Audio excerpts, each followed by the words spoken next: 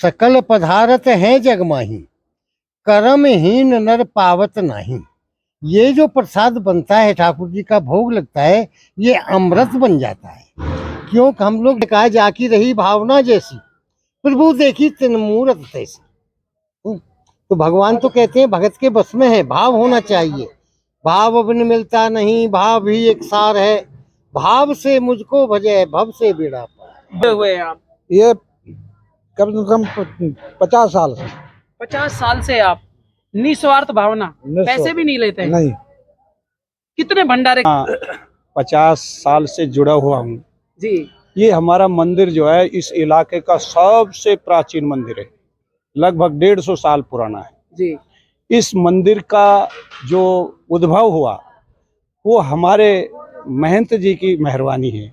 इन्होंने भक्तों को जगाया, भक्तों को जगा करके ये अथाह बिल्डिंग खड़ी कर दी, जिसमें सारे राजस्थान के, हरियाणा के बहुत से लोग यात्री आते हैं, सेवादार आते हैं और अपना जो है हनुमान जी महाराज से इष्ट और जो उनकी मनोकामनाएं काफी अच्छे होंगे। लेकिन हम यहाँ पर मौजूद हूँ बम्बोरा विलेज के अंदर, और यहाँ पर आप देख रहे हैं जैसा कि प्रसादी बन रही है। कहा जाता है कि भाई 56 भोग लगाए जाते हैं। आज अन्नकूट का त्योहार मनाया जा रहा है और तमाम जानकारी आपको मिलने वाली है। सभी भाई भक्त यहाँ पर प्रसादी लेने आए हैं। यहाँ पर ये दिव्य दरबार है, यहाँ पर हनुमान जी का दिव्य दरबार है और इसमें दर्शन करने मात्र से सभी मनोकामनाएं पूर्ण हो जाती है। इस विलेज की एक अनोखी और बात है कि भाई जो भी इस दरबार में यहाँ पर आता है सच्ची आस्था और श्रद्धा से, उसकी सभी मनोकामनाएं तो पूरी होती है। लेकिन यहाँ पर मेरे साथ में अध्यक्ष साहब मौजूद है, सरपंच साहब भी मौजूद है। इस त्यौहार के बारे में तमाम जानकारियां मैं आपको प्रोवाइड कराऊंगा कि यहाँ पर कब से मनाया जा रहा है और इस दिव्य प्रसाद जिसको 56 भोग बताया जाता है, इस 56 भोग का क्या रहस्य है, तमाम जानकारियां आपको मिलने वाली है। अध्यक्ष साहब नमस्कार। नमस्कार जी, नमस्कार। क्या कहना चाहेंगे इस अन्नकूट महा उत्सव के बारे में? देखो, हमारे इस हनुमान जी महाराज की असीम कृपा है गांव बस्ती पे भी और आसपास के क्षेत्र के लोगों पे। लगभग 30 साल से ये अन्नकूट का महोत्सव यहाँ मनाया जा रहा है। हमारे महंत श्याम सुंदर दास जी जो ये इस मंदिर के महंत हैं जी, इन्होंने 30 साल पहले ये अन्नकूट का महोत्सव चालू किया था। उसके बाद निरंतर छोटे से स्केल पे चालू किया था, आज बहुत बड़े स्केल पे ये हो रहा है। हनुमान जी महाराज की, महाराज श्याम सुंदर दास जी की, इनकी कृपा गांव बस्ती पे और हनुमान जी की पूरे इलाके पे कृपा है, जिससे हमारा अच्छा ये हो रहा है। और अब ये गोवर्धन के दिन अन्नकूट महाराज जो हम मना रहे हैं, ये सर्दी की शुरुआत भी है और बाजरे का प्रसादी यहाँ अच्छा ढंग से बनाया जाता है। ये कुछ ऐसा भी कहा जाता है भाई नए अनाज की जब शुरुआत होती है तो उस समय पर उस ईश्वर को, इष्ट को मनाया जाता है। इष्ट को मनाते हैं, उसको 56 भोग भी इसी में सब आ जाते हैं। इसी में सब आ जाते हैं। नमस्कार साहब, शुभ नाम बताइए अपना? रहना फकीरचंद। क्या कुछ कहना चाहेंगे इस महा उत्सव के बारे में? ये हमारी बहुत ही ऐतिहासिक धरोहर है। घाटा बम्बोरा मंदिर जो है हमारी बहुत ही पुरानी ऐतिहासिक धरोहर है। यहाँ पर जो है बम्बोरा गांव के इतना आशीर्वाद रहता है, कोई ऐसी अप्रिय घटना नहीं घटित होती है। यहाँ नहीं होती। तमाम जानकारियां आपको हम देते रहेंगे। मेरे साथ में यहाँ पर महंत जी मौजूद है जो कि अध्यक्ष साहब बार बार नाम ले रहे थे इनकी। हम इस दरबार, इस दिव्य दरबार और इस प्रसादी के बारे में भी जानना चाहेंगे। महंत जी, क्या ऐसा इस प्रसादी के अंदर है कि जो लोग खींचे चले आते हैं? ये ऐसा प्राचीन ही परंपरा है हमारी, और ये भगवान कृष्ण के समय से ही इंद्र को खुश करने के लिए उन्होंने नाना प्रकार के व्यंजन तैयार किए, उनको भोग लगाए। उसी परंपरा को निभाते हुए हम सभी सनातन धर्म की हिसाब से इसको चला रहे हैं। देवता भी खुश होते हैं और भगवान की जो आत्मा है हर जीव के अंदर, वो साक्षात साकार रूप में प्रसाद को ग्रहण करके तृप्त हो जाती है और सभी भाव से मनाते हैं। और हमारे यहाँ तो ठाकुर जी की विशेष कृपा है, हनुमान जी की। किशनगढ़, भिवाड़ी, अलवर, ऐसा है। सकल पधारत है जग माही, कर्महीन नर पावत नाही। ये जो प्रसाद बनता है, ठाकुर जी का भोग लगता है, ये अमृत बन जाता है। क्योंकि हम लोग भोजन नहीं पाते यहाँ, हम लोग तो ठाकुर जी की प्रसादी ग्रहण करते हैं। प्रसादी ग्रहण करते हैं। और वो प्रसादी एक अमृत बन जाती है ठाकुर जी का भोग लगने के बाद।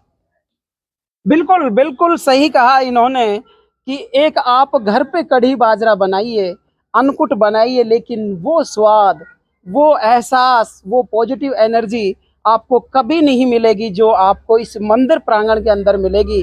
क्योंकि यहाँ पर कहा जाता है कि भाई ठाकुर जी का पूरा पूरा आशीर्वाद कहें या फिर उसकी कृपा कहें, तमाम ये चीजें होती है। कब से आप सेवा दे रहे हैं इस मंदिर में? मेरे को 7-8 साल हो गए। क्या महसूस करते हैं? मेरे को बहुत अच्छा महसूस हो रहा है, मन लगता है बढ़िया अच्छा। और जो मेरे भक्तगण ये हम भी आते हैं, हमारे महाराज जी है जो, इनसे बहुत सुकून मिलता है और जी। बहुत शांतिपूर्वक हमसे सारे जितने भी भक्त लोग आते हैं बहुत एहसास करते हैं कि हमें बहुत शांति मिलती है यहाँ पे। बहुत और ये प्राचीन मंदिर है। मेरे साथ में सरपंच साहब भी है। सरपंच साहब, क्या कुछ किस नजरिए से देखते हैं इस त्योहार को? मैं इस अन्नकूट के उत्सव पर सबसे पहले सभी को मेरी तरफ से राम राम। ये हमारा बहुत प्राचीन मंदिर है। यहाँ पर जब से महंत जी आए हैं तब से ये परंपरा अन्नकूट की चालू। वैसे तो मंदिर तो गांव में अनेकों हैं, छोटा मोटा प्रोग्राम तो अन्नकूट का सभी पे होता है, पर यहाँ एक मेजर रूम में बड़ा प्रोग्राम होता है। यहाँ अगल बगल के 10 किलोमीटर तक के लोग बाग यहाँ प्रसादी ग्रहण करने के लिए आते हैं और मेरे हिसाब से 2-3 हजार आदमियों के लगभग यहाँ प्रसादी ग्रहण करते हैं अन्नकूट पर। और यहाँ आके भाईचारा बढ़ता है, भगवान के दर्शन हो जाते हैं। लोगों को एक दिन की जो फुर्सत भी होती है, इस बहाने से वो बड़ा छुट्टियां भी कर लेते हैं, व्यापारी लोग भी, कर्मचारी लोग भी, और आके भाईचारे पनपता है और इससे हमारा संगठन भी बढ़ता है और सभी हंसी खुशी यहाँ बैठे 2-4 घंटे निकालते हैं और अन्नकूट पे सब प्रेम भाव बढ़ता है और महाराज जी की कृपा रहती है बस्ती के ऊपर भी, अगल बगल सभी के ऊपर भी। और हनुमान जी के जो सेवक हैं वो तो आते हैं थे, पर इस दिन तो पता नहीं हनुमान जी में ताकत कितनी बढ़ जाती है। 10 किलोमीटर तक के लोग वहाँ खींच कर यहाँ चले आते हैं। हमें बहुत अच्छा लगता है, यहाँ आते हमें बड़ी शांति मिलती है। बिल्कुल, महाराज जी भी कह रहे थे कि भाई यहाँ भिवाड़ी की हम बात करें, आसपास एरिया की बात करें, यहाँ पर भक्तों की कतार लगी रहती है। महाराज जी, एक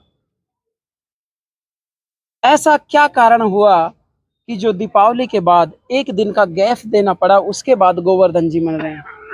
उसमें कुछ हमारे जो आचार्य लोग हैं, राष्ट्रीय संत हैं, ज्योतिष संत हैं, उनका ये निर्णय था कि जो परसों दिवाली मनी थी वो संध्याकालीन अमावस्या के दिन ये दिवाली मनाई जाती जी। तो उस समय ये दिवाली 5 बजे से शुरू हो गई थी। अच्छा। इसलिए एक दिन पहले 31 को दिवाली मनाई गई और दूसरे दिन 6:15 बजे खत्म थी, पड़वा लग जाती है। तो पूजन जो होता है दिन छिपने के बाद ही होता है। अमूमन सभी को टाइम नहीं लगता है, कोई नौकरी पर है, कोई कैसे, कोई बिजनेस है, इसलिए एक दिन पहले मनाई गई। और पड़वा को ही हमारा जो है अन्नकूट बनता है।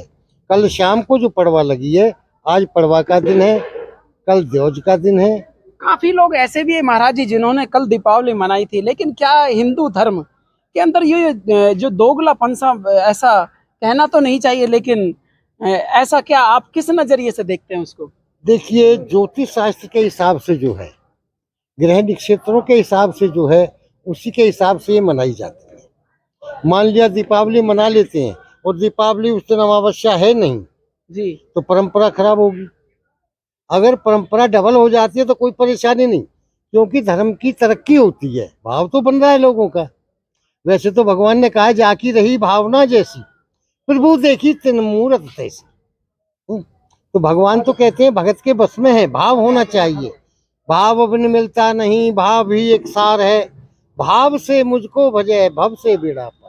भव से तो बेड़ा पार है, लेकिन सदियों से जो चली आ रही है परंपरा, उसको हम आज 2024 के अंदर एक 2 रूपों में देख रहे हैं। ऐसा क्यों? ये तो भाई ऐसा है कि हमारे जो ज्ञानी लोग हैं, ज्योतिष शास्त्रीय लोग हैं, उन्हीं के अनुसार चलना पड़ता है, थोड़ा बुजुर्गों की परंपरा से। बुजुर्गों की परंपरा से। और भी मेरे साथ में भाई बंधु मौजूद हैं। नमस्कार बाबू जी। नमस्कार। कुछ कहना सभी को चाहेंगे? अन्नकूट की, गोवर्धन की सभी को शुभकामनाएं। जी, क्या कुछ कहना चाहेंगे अन्नकूट महोत्सव के बारे में? ये अन्नकूट महोत्सव जैसे ही हमारे खरीफ की फसल आती है, नई फसल है, बाजरा, मूंग, उड़द, चौड़ा, तिल आती है, इन सबको मिला करके एक प्रसादी तैयार की जाती है, जो कढ़ी बना करके, भुजिया बना करके, कई प्रकार की सब्जियां जाती है, मूली है, गोभी है, पालक है, मेथी, धनिया, आलू वगैरह सब मिला करके भुजिया बनाई जाती है उसकी। जी। और ये प्रसाद है, जैसे महाराज जी ने बताया, ये कोई भोजन नहीं है, ये कोई प्रीति भोज नहीं है, कोई भंडारा नहीं है, ये तो भगवान का प्रसाद है। हम ये भगवान की झूठन को अपना प्रसाद समझ करके पहले भगवान को भोग लगाया, उसको प्रसाद ग्रहण कर रहे हैं। और सबका वो है, जैसे सरपंच साहब बता रहे, मिलना जुलना हो जाता है, सबका एक साथ आना जाना हो जाता है। तो ये है, और महाराज जी ने एक अच्छी परंपरा चला रखी है। मैं कम से कम 50 साल पहले से आता हूँ, जब कभी एक छोटी गुमटी थी जब से आ रहा हूँ, लेकिन अभी फिलहाल जो है महाराज जी ने की जिम्मेदारी दे रखी है, तो इसको निभा रहे हैं। और हमारे शंकराराम जी हलवाई आइए, ये कल से जो लग रहे हैं, 4 दिन पहले भट्टी तैयार कर गई है। रात को इन्होंने पूरी रात जो है कढ़ी बाजरा तैयार किया। यानी कि छंगाराम जी का जो समर्पण है वो भी एक उस प्रभु के चरणों में समर्पित है। हमको कोई पेमेंट नहीं देते इनको। भंडारे में कहीं भी कभी भी, चाहे शरद पूर्णिमा हो, चाहे गुरु पूर्णिमा हो, कावड़ यात्रा कुछ भी हो, कभी ये इनकी पूरी टीम कोई घंटा नहीं लेती है। हमने कुछ दे दिया इनको 100,000 तो। छंगाराम जी, आपसे हम एक चीज पूछना चाहेंगे, आपके हाथों में ऐसी कौन सी जादू है या फिर क्या कला है कि जो ये भक्त भी खींचे आते हैं, और उस भगवान के प्रसादी के लिए आपको ही क्यों चुना गया है?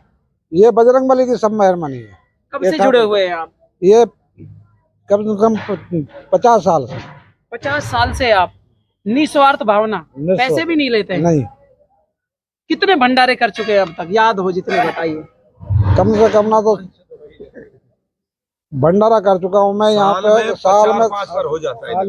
35 भंडारा तो मान के चलो यहाँ का, 35-40 भंडारा पूरा निःशुल्क। हाँ, कुछ भी नहीं। आपको जो लेबर है उसका तो हम देते हैं, बाकी ये इसका नहीं, लेबर का भी नहीं। जो वो लेबर बाहर से कोई आदमी उसका तो कभी कभी दे भी देता है। हम देखो हम इनाम देते हैं, बाहर की लेबर आती है उसको इनाम देते हैं जो हमारे श्रद्धा है। 100, 105, 110, 250 वो लेबर को देते हैं हम इनाम। जी। जैसे गुरु पूर्णिमा में महाराज जी ने इनकी लेबर को पैंट शर्ट और 100 रुपए इनाम दिया। 100 रुपए में तो आज तारीख में कुछ भी नहीं आता है। देखो तो वो इनाम गिफ्ट के तौर पर है। तो ये है, इनको कोई मेहनत नहीं देता। गुरु पूर्णिमा पे हमने इनको जो दे दिया बता दिया महाराज जी। शरद पूर्णिमा पे हमने इनको कोई इनाम भी नहीं दिया, कुछ भी नहीं दिया। जो भी कुछ तैयार करते हैं, मेले पे भंडारा करते हैं, जो भी महाराज जी जो इनको देते हैं 100, 200, 500 रुपए लेबर को। इनके पूरी बेलने वाली आती है, उसको भी जो कुछ इनाम दे दिया सो दे दिया। इनका कोई मेहनत तयशुदा नहीं है इस वक्त। और अभी हम आपको मिलाते हैं हमारे वकील साहब हैं।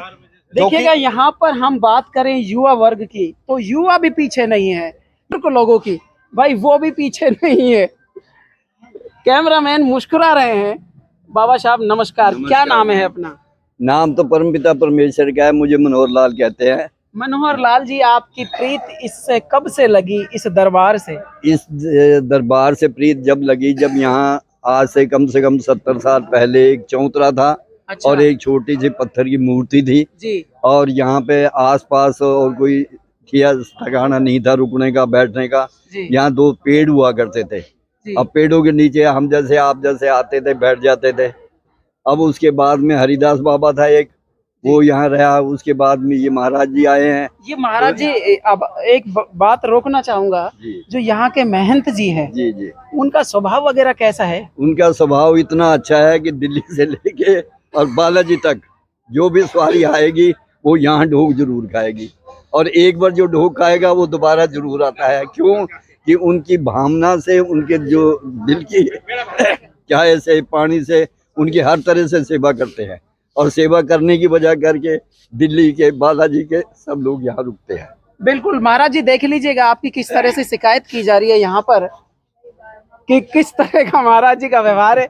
मेरे साथ में यहाँ पर वकील साहब भी मौजूद हैं।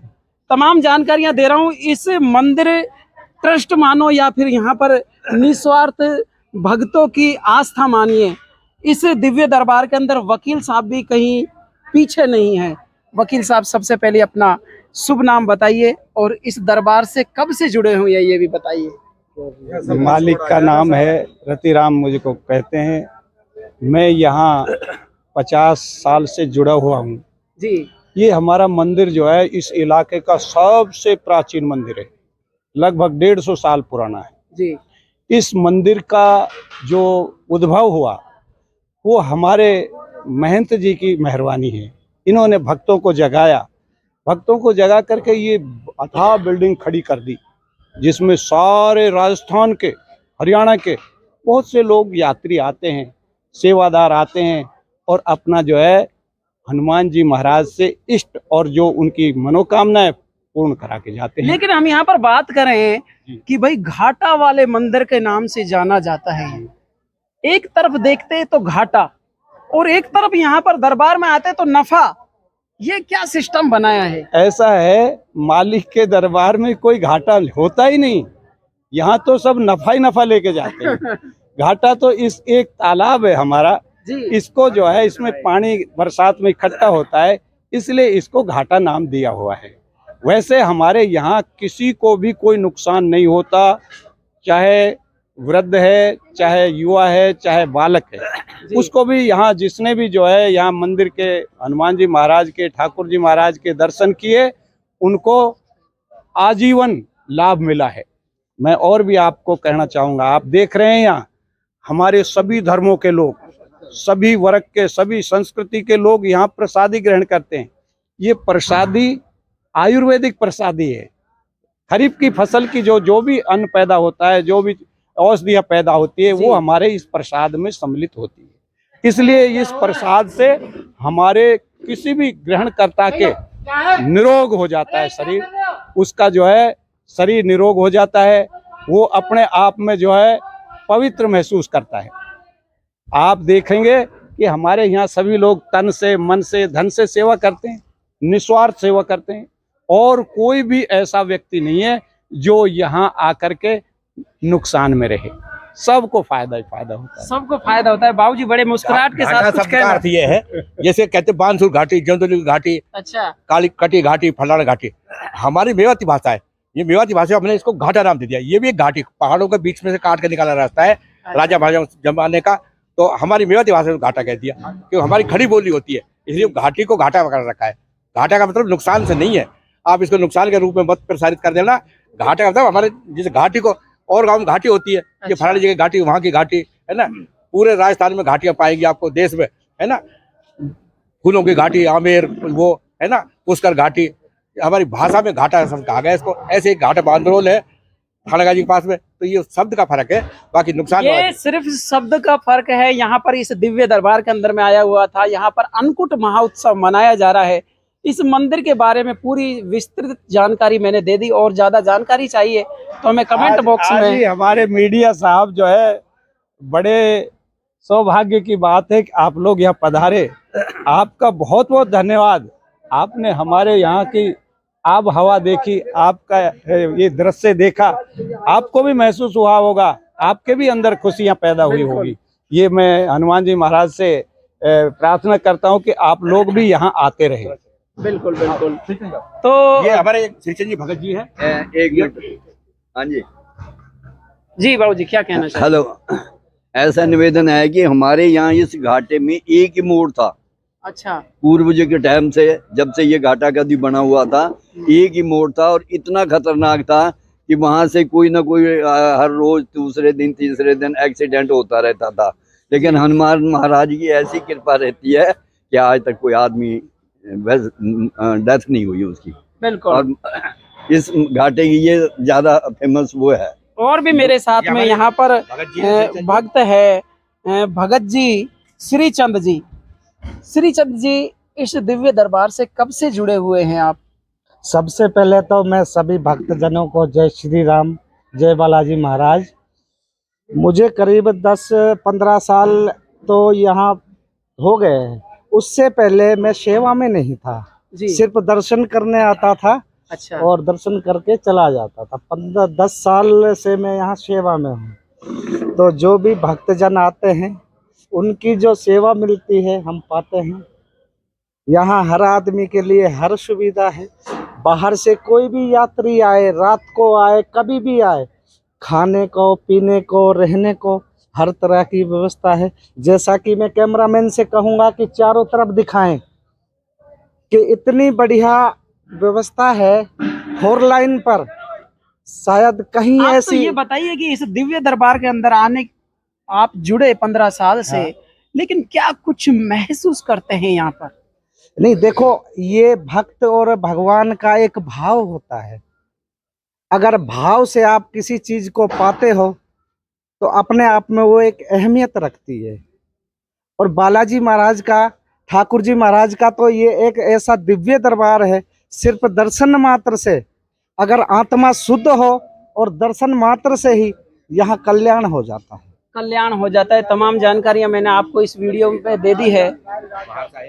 और सर्वप्रथम आप जो है प्रसाद ग्रहण करिए, आपका भी देखना शरीर में जो है कोई रोग नहीं रहेगा। ये आयुर्वेदिक प्रसाद है, हनुमान जी महाराज का दृष्टि से डाला हुआ प्रसाद है। बिल्कुल, तमाम जानकारियां मैंने आपको इस वीडियो में दे दी कि इस दिव्य दरबार का क्या रहस्य है, कब से अन्नकूट महोत्सव मनाया जा रहा है। हम आपको नेक्स्ट वीडियो में दोबारा मिलेंगे। तब तक के लिए इस हनुमान जी महाराज जी की, ठाकुर जी की कृपा सभी भक्तों पर बनी रहनी चाहिए। मैं इस विलेज के अंदर आया हुआ था, तमाम जानकारियां मैंने आपको जुटा दी है। जय हिंद, वंदे मातरम।